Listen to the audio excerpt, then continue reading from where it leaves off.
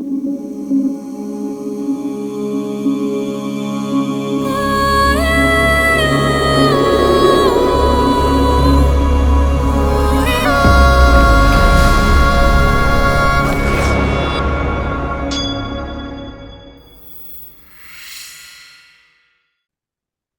everyone, welcome to the Quantum Bridge. We've got another returning guest, Casper. We're going to crack on straight away on our bike, as we say, get the wheels rolling.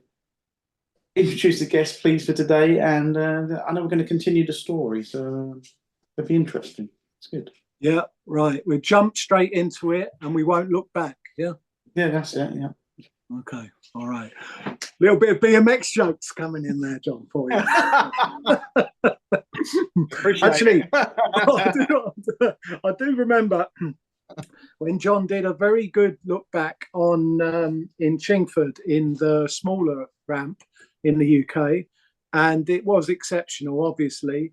And then he said to me, "What was that like? No, did I really, look back enough? Did I turn and twist enough? What was it like as a viewer?" And I was like, "Yeah, it's pretty good, but maybe you could have got a bit further." And he was like, "What are you talking about? That was fantastic." It's like, why ask me that? Is that what I said? Yeah. Yeah. Things have changed. I got both barrels. That'll teach me, because actually the truth is I couldn't even get on a bike and get out of the ramp. So why should I be able to say anything about somebody who was doing something that was actually good? Well, why am I asking? That is the question. Well, yeah. Yeah. To be honest, you're probably being nice to ask, and then some idiot like me actually said, "Well, you could have looked a bit further. You could have twisted a bit." No. What are you talking about? In hindsight, you were probably right. but I've lived with that pain for the last 20 odd years. I'm sorry about that. It's all right. It's all right. I can't even remember it. Yeah, you've got rid of it. It's good. And actually, I'd like to say it was 20 odd years, but actually, it's more like 30 years. So, anyway, without further ado, right. So, John's been on a number of times. Obviously, a friend of mine, now a friend of Gary's too, in this wonderful digital world. And something nice is that we've seen John's journey. People can go back and watch the other episodes if they haven't, and they're all fantastic, obviously. And today, since we're both on a bit of a, I don't really like the term journey, but anyway, we're all in this podcasting world, and it's still fairly new to all of us. I'm going to start by saying, John, Union Tapes. So, where did it come from, and how are you feeling about it?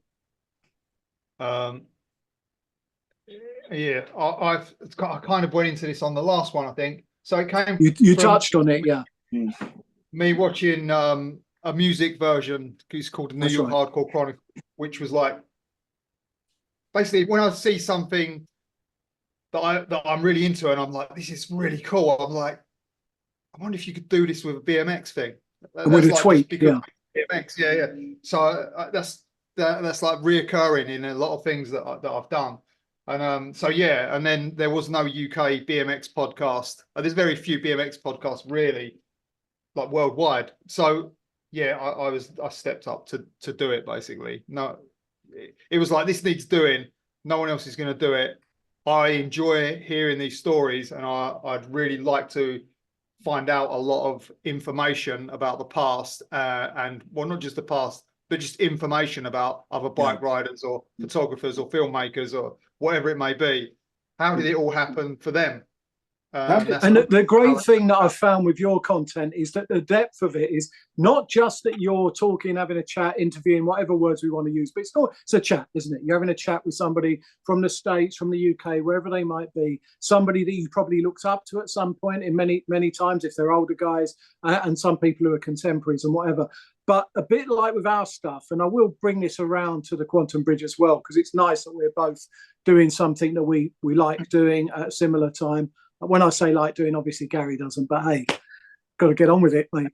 The thing that I find really nice about what you do is when you're talking to the people, one, your knowledge is amazing, but it's not knowledge that's come from, I read up about, you may have seen magazines and whatever, but a lot of it's firsthand. A lot of it is just that you were into it so much, you retain it. A bit like Gary with Kung Fu films and his brother Steve. They just retain it because they love it. But actually, what you get is when you're interviewing or talking to those other people, they tell you their story, but then they'll mention, oh, and what about this guy? And you'll say, oh, yeah, I know that guy, or I remember that, or I read that in the mag and whatever. And then they'll fill in another little gap, another little missing piece about somebody else that you didn't know and whatever. So it's much bigger than the sum of its parts. So, I know that you would get a lot out of just interviewing people and, because you like them, you like the territory, you're interested in what was happening in the States or the north of England or in Europe or what, all of those things. But are you finding that you're getting even more sort of richness and depth from these conversations than even you first thought? Yeah, definitely. I'd say so. Obviously, like, I think that the questions the things that I've wanted to know have evolved during quite quickly, I think.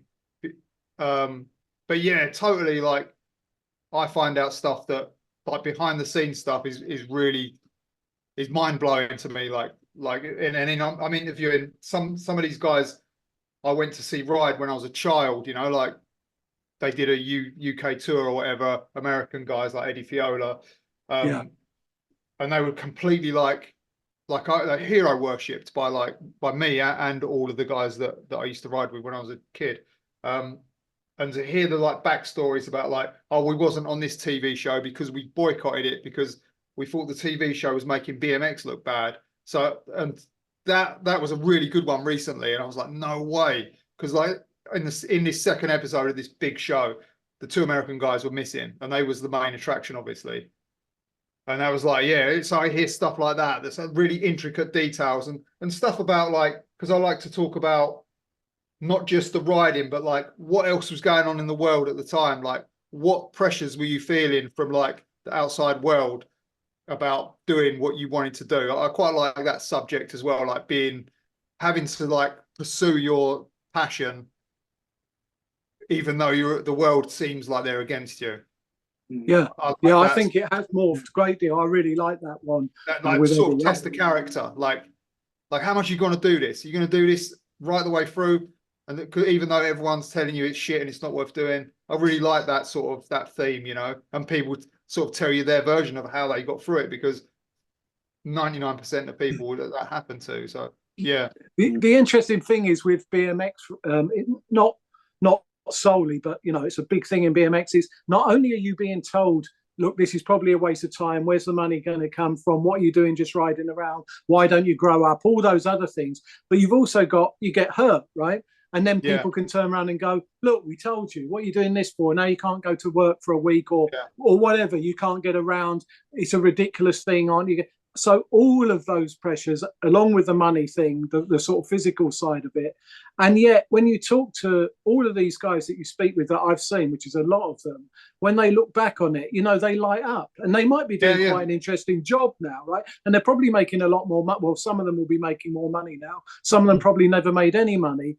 And yet, when they're talking, I know it was their childhood and whatever, and their young adulthood.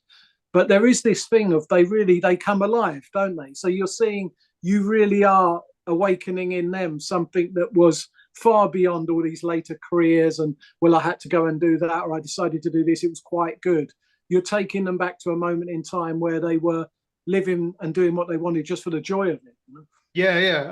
I'm really glad that you noticed that, because sometimes when I'm talking to the person, I can tell they're like, but they just go back in time and they're like, yes, and they're fully enlightened about what they're talking about, and it's really, that's really enjoyable for me, to see these, because some of the guys I speak to via email first a little bit, and some of them are really subdued and and it's almost like, oh man, these guys got no enthusiasm, should I bother even is this even worth doing, and then they come on and they're just fucking unreal, so you really can't gauge it from an email. But many times, or not many, a few times, I've received emails being this guy seems really I don't know, delicate or just unenthusiastic, but but they're all, every one of them so far has been really enjoyable. And they're all so different. I just ask, when you started this, how long have you been at it now? Is it only a couple of years? We do one episode a month, because I didn't work, for the most part, people try to pump these podcasts out every week, and I mean, basically there's two of us that do this, and I wanted to start with one a month, like a magazine almost, but I didn't want to overload myself with work, because there's quite a lot of work goes into them, like getting the video, getting the pictures, like you've got to tell the story you've got to do a lot of research, and like pulling pictures and old videos sometimes hard to find. So yeah, that's why there's only one a month. But even one a month sometimes is like, oh, this is a drain. But when it's done, when I'm actually doing it, it's totally worth it. Not even when it's done. Well, I get my enjoyment from when I've talked to the person. But actually, I mean, to be fair, John, the added material that you bring into it, and you can name check the other person who's involved, by the way. Do feel free to do that. My friend Nick Hayday, who he never gets a name credit, so he's always yeah, I'd like that. Well done, Nick, because the images and the other aspects of the production and whatever is incredible. Again, like, we're not doing this with any money, so no financial backing or whatever. We just do our show because we love it, and we like getting the people on, and then for them to get their stories out and their lives out there to some degree, or to more of a degree. And I get the sense with you guys, it's not like you're sitting there with $500,000 or pounds budget behind you. You're doing this on on the fly, on the cheap to some degree, and yet the amount of images, how it ties in, the way it's done, your intro, all of that, for something that's only been going a couple of years. We're only starting now. Gary and his brother Steve and other family members are bringing a lot of new material, and it is changing what we're actually bringing out, certainly even in this last week towards the end of August 24. But I mean, it's quite amazing what, with that will and that urge to put out something that you can at least feel proud of, what you've achieved. I mean, do you look back on it and think, we really have gone on? It's a pretty decent journey that you've gone on already, and it's only, as you say, a couple of years old. Yeah, it is. Yeah, I would agree with you. Yeah, thanks though. Yeah, but the images and the video wasn't supposed to be part of it, but like it just became that. So that but that's one of the good things about it, I think, because you can reference most of the time. If it's something important, you can reference what the guy's talking about with what you've seen on the screen, which does help a lot. But yeah, no, like you say, it's yes, the path is still, we're still walking the path, and the path's been good so far. And like, yeah, we got a Patreon page, which there's a few people that have signed up to it, which is like really appreciative. And other than that, we'd be doing it anyway, even if those people didn't send anything. It's not like you ain't really getting anything, but it does help, Yeah. Yeah, but they are getting the fact that they're supporting something that they like, and that's testament to the fact you're putting out something authentic. When I look at that, particularly when I look at the images, because you tend to, you pepper them throughout, which is great, right? And they come in at just the right time. But there often is that bit at the beginning where there's a bit of a montage or a flick through. And what it does is it really nicely sets the scene. It sort of literally takes you back, if you were old enough to go back, which unfortunately I am, right? But it literally takes you back to that time, whether it be the 70s or the 80s, and it does set the scene nicely, because then you see this person come on, right? And of course, like all of us, they've aged, but you see them with the context of, oh yeah, that's what they were and that's what they were doing. So immediately seeing a guy sitting there who no longer can do almost any of that stuff, probably, right? It just sort of fills in that gap, and it's like, wow, they were doing this, and they were doing it way back then. And you've had guys on when I've been watching where, they were doing things that certainly in the UK, I don't even think we knew were being done. Like 5 years earlier, they were already either attempting or landing or doing some stuff. So even for you, I think you're sometimes quite shocked about what was going on and what wasn't recorded in the magazines and what wasn't sort of public knowledge when we didn't have the internet. Yeah. Well, things were being done, but because it wasn't like it's not like it has been for the last 20 or 30 years. People would do stuff, and it would be considered totally groundbreaking now if that hadn't have happened. If you know what I mean. If that, so say for instance, somebody's doing some sort of sprocket grind, and this is before people did grinds on BMXs, because a grind was a bit of a later thing. But because wasn't in the mag or it wasn't adopted by the well-known riders, it was almost like, oh, it's not worth doing that. Yeah. Or it's not even happening. 10 years. Yeah, it took 10 years for that to actually, for someone else to do it, or someone else to see this lesser known person do it, adopt it, and then that become a thing, which is that all that stuff's really interesting to me.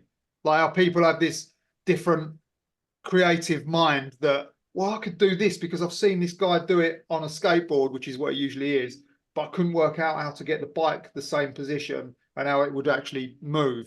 And then they figure it out, and then it maybe the general public might not see it for 10 years later, and the guy that invented it stops doing it because nobody really cares about it, and it's like it's dangerous, so he doesn't want to crash doing something that no one really cares about. So yeah, it kind of stuff like that is all really interesting to me.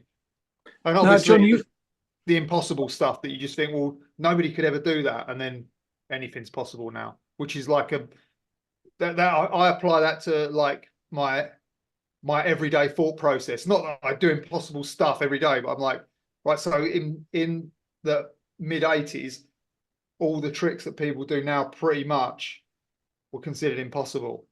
So if that was considered impossible, imagine what else is possible in not bike riding, but other ways we live. You know, that interests me a lot. Yeah, absolutely. I mean, with sort of fearlessness and passion and just being willing to try things, you know, in all those different endeavors, I think there's lovely parallels for bikes. I mean, for me, I mean, there's people that, and obviously I'm not as close to BMX anywhere near as you are, but, you know, when Dave Meara did certain things, I don't know, double backflips or whatever in competition and stuff, I'm not saying that that's the pinnacle by any means, but, you know, these were pretty mind-blowing things to people who are external to BMX to some degree. And even the likes of Tom Dugan, you know, the sort of heights that he'll go to and the things that he would do more latterly. You know, I'm a great fan of Tom's as well. And it just, I do totally get what you're saying, because those guys, and they might then go on to do, you know, let's say that BMX is not the only thing that they're going to be doing for the rest of their life. That mindset of just, you know, not this thing of nothing is impossible really, but that a lot more is possible than we think. Even with our podcast, with everything we're doing, you know, this thing of, I think a lot of people, a lot of us, I'm guilty of it as well, put limitations on where we can get to and whatever. And a lot of these guys, you know, seemingly just didn't have that switch or whatever of limitation. They were just like, let's see. And there's a lot to be said for, you know, even with your own journey with the podcast of what that can become. Have you got people, John, who you have been trying to get or who you would love to get on? Is there a sort of hit list of those that you would like to still speak to? Yeah, there is. Actually, there is. And there's a thing going on at the minute where with a guy called Ron Wilkerson, which is like, he's like one of my, like, he changed so much stuff within BMX and both riding and behind the scenes. He's coming to the UK next week. I was trying to get him on, but I can't really get in contact with him, so I don't know if he's coming on. But yeah, he's definitely, that's a hot topic for me right now, because he's coming next week. He'd be in London, but I just can't make contact with him. Although he said like previously, yeah, I'm up for it, but I just can't get hold of him. So I don't know what's going to happen there. Well, just a general shout out then. What was his name again? Ron Wilkerson. So Ron Wilkerson. So we want him. So this is going to go out obviously after that. But if he doesn't hook up with you this time, let's broadcast this to the universe. We need him on. Let's do it online. Yeah, no worries. Yeah. But no, there's loads of people that I still want. There's loads.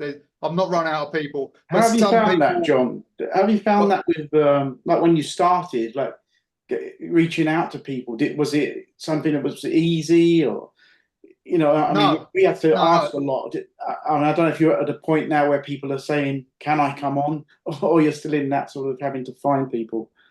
Yeah, that's a good one, because the first one was almost an accident. Like I wasn't going it just sort of fell into my lap, and we did the first few, and they were all people that I knew quite well. But the first one was a guy called Greg Guillot, and he lives in America and was one of the legends from back in the day. Anyway, we did him first, but he didn't come out till like episode 3 or 4. I can't remember which. But the other people were all people that I was good friends with, and they were quite high profile anyway. So that was okay doing that. But then I think, so I obviously had a list. I've still got a list of who the people that I want that have done things that I really want to know about, which a lot of them are high profile things. I contacted a guy called Craig Campbell, who was like the poster child for UK BMX freestyle when it sort of first blew up in the UK. And then he went on to like pioneer a whole bunch of like groundbreaking stuff, like really amazing rider. And I didn't really know Craig. I'd met him a few times, but never really spent any time with him, and I didn't even know if he knew who I was or anything. So I was like, I probably won't even want to come on. So getting him was like, he came on and he was really good, and he was very, it was a really good interview that I really enjoyed, and he was very down to earth, which I didn't know he was. Because he was quite like, he was a little couple of years older than me, and he seemed very pro and very above everything, but he was completely in touch with how BMX should be and how it should be shown, and he was humble, and he was just cool, and that helped. I think that was an early one, that was someone who's never spoke to anyone else about this stuff before, so I think that really helped us move on to like other names. It was like almost like, oh well, people are taking this a bit more serious now because Craig Campbell's been on, so all of his contemporaries can see that he's been on, and then they're like, okay, so yeah, this guy kind of, he's kind of doing something that we may want to be involved with. But I think just for on the that most note, part, John, you're getting decent figures, aren't you? I mean, I know it takes a while to get things like subscribers, and I know in a way it's a limited market that you're going after. It's not small, but it's limited. But you regularly get, well into the thousands now for a lot of your content. So that sort of feedback, I hope, is making you feel like this is all very well. Not that you've done it for that, but it's another thing to make you think that, this is worthwhile. yeah, they're all the people, just let me finish that bit. All the people have been very humble, like all the people that I've interviewed. Like, even if they've been confident, they've been very, very nice. And yeah, like as you know, like when you're doing a podcast, you just like, how many people are going to watch this? Like, so to say that you're not afraid that say 10 people might watch your podcast, which is very possible. I watch a lot of music podcasts, yeah, and they're like legendary in my world. They're completely like legendary people out of bands, but sometimes they have 20 people watch them, and so I was well aware that there might only be 20 people that watch an episode, and it was like, well, that doesn't matter. I want to hear about this stuff. Yeah. Probably somebody else is going to want to hear about it, and even if they don't, I want to hear about it anyway. So that was the attitude that I went in with. Yeah, I definitely get the feeling, that thing of humble, that the guys that have come on, I agree with you. I thought that some of these guys would still be carrying, not necessarily how they were, but how I perceived that they were. I think that's what you're sort of saying as well. If you hadn't had interaction with somebody and they'd been quite famous in this particular area, then maybe they're carrying some sort of ego with that. And I really haven't got the same. In fact, everybody's very open and everybody's very thankful when you start doing things like filling in the gaps and giving them the years and referencing it, because you're doing it all the time now. So you're very good at going back and saying, no, this was happening around that time, or there was this, this thing happened then, and giving them a sense of orientation, because some of it can be 20 or 30 years ago, right? And not everybody's got a great memory, but you're like a BMX almanac, right? So you can do that. So I think everybody has responded. I mean, you're just a decent guy and obviously into it, right? Realistically and authentically, but they didn't have to behave like that. And I think it's a nice vibe that runs through all of your stuff, is that those people don't come on with sort of airs and graces, Yeah, thanks, man. Yeah, no, yeah, and you say 30 years, some of those they're 40 years. Yeah, that's right. Yeah. It's like, and I don't know if you see the one with the guy from RAD TLB. He's obviously like, he's like 2 generations above us. So he was talking about stuff that happened like in the 60s, like, which was really cool. I loved hearing all that stuff. Yeah. I haven't seen. That's one of the few probably that I haven't seen. That's a really interesting one. You probably enjoy that one. Yeah. Yeah. Yeah, it's nice to see that there's still some people out there that are even older than me. So just for that, I'll go back and watch it.